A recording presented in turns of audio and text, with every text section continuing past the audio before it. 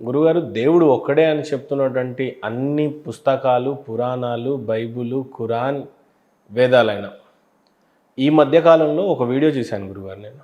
అందులో బ్రదర్ సిరాజ్ గారు ఏం చెప్తారు అనంటే, వేదాల్లో కూడా మా అల్లా గురించి రాసుంది. దేవుడు ఒక్కడే, ఆ ఒక్కడినే నేను అని ఎక్కడ కూడా వేదంలో రాయబడి లేదు. అంటే మన దేవుడు నేనే మీ దేవుడిని చెప్పలేదు. వేదాల్లో కూడా అల్లానే దేవుడుగా సూచిస్తున్నాయి అన్నట్టుగా కొన్ని రిఫరెన్సెస్ వాడినట్టుగా కనిపిస్తూ ఉంది. అదొక్కసారి అది ప్లే చేయండి. ఈ విషయాన్ని కాస్త సమగ్రంగా పరిశీలించినట్లయితే ఋగ్వేదంలో 45 సూక్తం 16 మంత్రంలో ఏక ఇత్తముష్తుహి, ఒక్కడు సాటి సమానము లేని ఆ దైవాన్ని ఆరాధించండి. ఋగ్వేదం 1 సూక్తం 1 మంత్రంలో మా చిరణ్య ద్విశంసత సఖాయో మా విశంసత, ఓ మిత్రులారా ఆ ఏకైక దైవాన్ని ఆరాధించండి, అప్పుడు మిమ్ములను ఏ బాధ బాధించదు. ఋగ్వేదం 10వ మండలం 114. ఇక్కడ ఆయన చెప్పినటువంటి ఉద్దేశం ఏంటంటే, వేదాల్లో కూడా దేవుడు అనేవాడు ఒక్కడే ఉన్నాడు, ఆ దేవుడిని మీరు పూజిస్తే గనక మిమ్మల్ని ఏ బాధ బాధించదు. అంటే ఆ దేవుడు ఎవరు? నేనే దేవుడిని అయి ఉండి మన ఈశ్వరుడే దేవుడు అయి ఉంటే నేనే దేవుడిని అని చెప్పేది వేదం. అలాంటిది కాదు. ఇగో ఇది పరిస్థితి.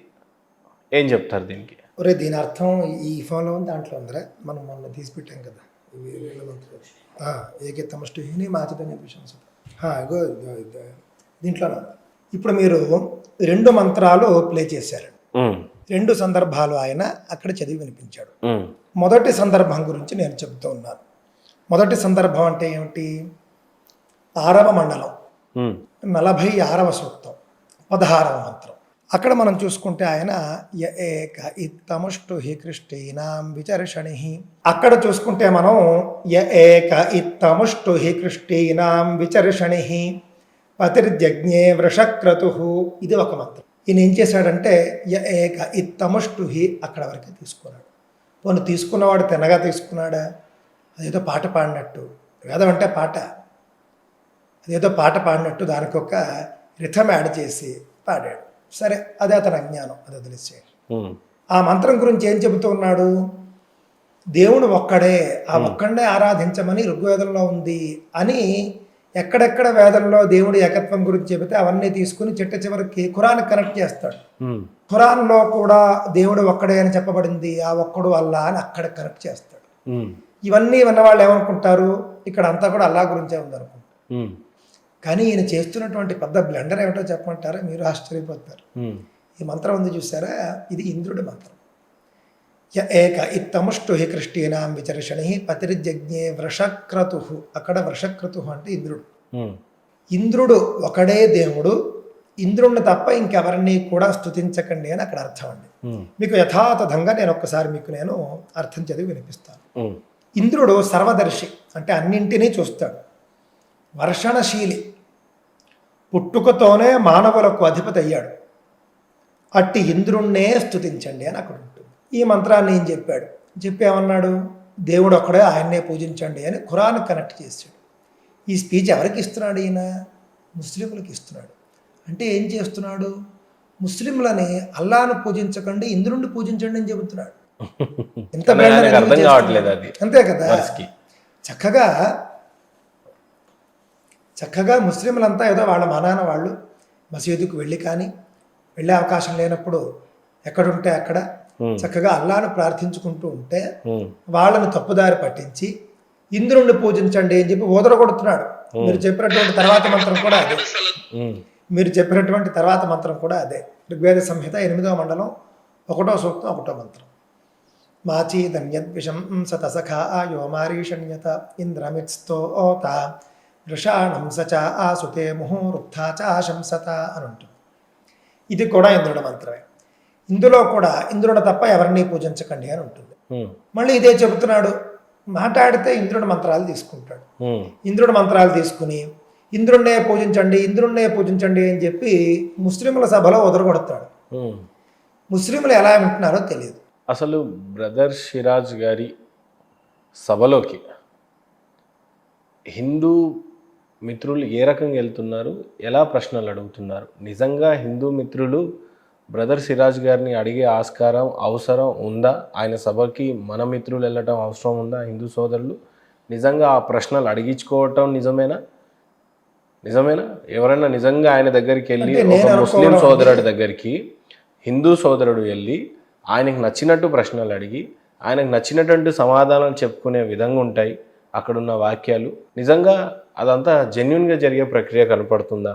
ఎవరైనా నిజంగా ఇప్పుడు ఇంతమంది నా ఫ్రెండ్స్ ఉన్నారు, మీ ఫ్రెండ్స్ ఉన్నారు, చాలామంది ఉన్నారు, ఎవరైనా ఒక మనిషి నిజంగా ఆ సభకెళ్ళి ఒక ముస్లిం సోదరుడు చెప్పేటువంటి వాక్యాలు వినడానికి ఒక హిందూ సోదరుడికి ఏం అవసరం ఉంటుంది? నిజంగానే ఉందే అనుకుందాం. ఈ ప్రశ్నలు అడుగుతూ ఈయన సమాధానం చెప్తున్నట్టుగా కనపడతా ఉంది. ఏ రకంగా చూడొచ్చు దీన్ని? ఇదండి నాకు తెలిసి హిందువులు ఎక్కువగా వెళ్ళరు. ఎప్పుడో ఒకడో అరా వెళ్ళి ఉండవచ్చు. దానికి అనేక కారణాలు ఉండి ఉండవచ్చు. ఎవరో ఉంటారండి, అనేక కారణాలతో ఒకరెవరో వెళ్ళి ఉండొచ్చు, కానీ అత్యధికంగా వెళ్ళరండి. ఒకసారి ఏమైందంటే మీకు నేను ఆ ఫోటో పంపిస్తాను, డిస్ప్లే చేయండి. ఒకసారి ఇదే సిరాజ్ రెహమాన్ సభకి ఒక పురోహితుడు వెళ్ళినట్లుగాను స్టేజ్ మీదే కూర్చుని అల్లా గురించి ఏదో మాట్లాడేసి వేదంలో ఉపనిషత్తుల్లో మంత్రాలు చెప్పేసి దాన్ని అతను అల్లాకే ఆపాదించేసినట్లుగా మనకు కనిపిస్తుంది. ఆ పురోహితుడు చూస్తే ఏదో గొప్ప తేజస్సుతో వెలిగిపోతూ ఉన్నట్లుగా మనకు కనిపిస్తాడు. అంత బొట్టు, ఆ కట్టు అంతా కూడా చాలా గొప్పగా ఉంటుంది. చూసిన వాళ్ళు నిజంగానే పురోహితుడే వచ్చేసి వేదంలో మంత్రాలు చెప్పేసి అల్లాకి ఒక రకమైనటువంటి ఆమోద ముద్ర వేసేసాడు వేదాల్లో అల్లా అనేటటువంటిది అని మనకు అనిపిస్తుందండి. కానీ అండి కాస్తో కోస్తో నాకు పరిచయాలు ఉన్నాయి తెలుగు రాష్ట్రాల్లో, పండిత వర్గంలో నేను బాగా తెలుసు. అలాగే పండితులు ఎవరో కూడా ఒక పురోహితుడు అంటే పండిత వర్గంలో తిరుగుతూ ఉంటాడు కదండి, పురోహితుడు ఈ విధంగా ముస్లిం సభకి వెళ్ళిపోయి వేదంలో ఒక మంత్రం చెప్పి పరమాత్మ గురించి చెప్పినటువంటి మంత్రాన్ని అల్లాకే ఆపాదించేస్తే మళ్ళీ ఆ పురోహితుడు ఏదైనా కార్యక్రమాల్లో కనిపించినప్పుడు మన వాళ్ళు ఉతికేయకుండా ఉండరా, అడగకుండా ఉండరా? అలాంటి ఒక్క ఇన్సిడెంట్ రికార్డు కాలేదు. ఇతనేమిటి ఇలా చేశాడు? మొన్న భద్రకాళి అమ్మవారి గుళ్ళో భద్రకాళి ఆలయానికి సంబంధించినటువంటి ప్రధాన అర్చకులు ఆయనే చైర్మన్, వరంగల్ భద్రకాళి. ఆయన మీ అందరికీ తెలుసు, ఒక ముస్లింల ఉన్న చోటికి వెళ్ళాడు. ఆయన వెళ్ళి మొత్తానికి ఆయన ఇస్లాంలో ఉన్నటువంటి కొన్ని మాటలు కూడా అరబిక్లోనే చదివి ఆయన ఏదో కొంచెం ఇస్లాంని పొగిడే ప్రయత్నం చేశాడు. చేసినప్పుడు మన వాళ్ళందరూ ఊరుకున్నారండి, దేహశుద్ధి చేస్తారు. ఆయన క్షమాపణ అడిగేంత వరకు ఊరుకోలేదు. అంటే పెద్దవాడు, పాప స్థాయిలో చాలా పెద్దవాడు ఆయన ఎందుకు అలా చెప్పాడో తెలియదు, కానీ ఆయన్ని విడిచిపెట్టలేదు మన వాళ్ళు. చివరికి ఆయన క్షమాపణ 2-3 సార్లు చెప్పాల్సి వచ్చింది. అప్పుడు వివాదం సమస్య పోయింది. అలా ఉంటుంది.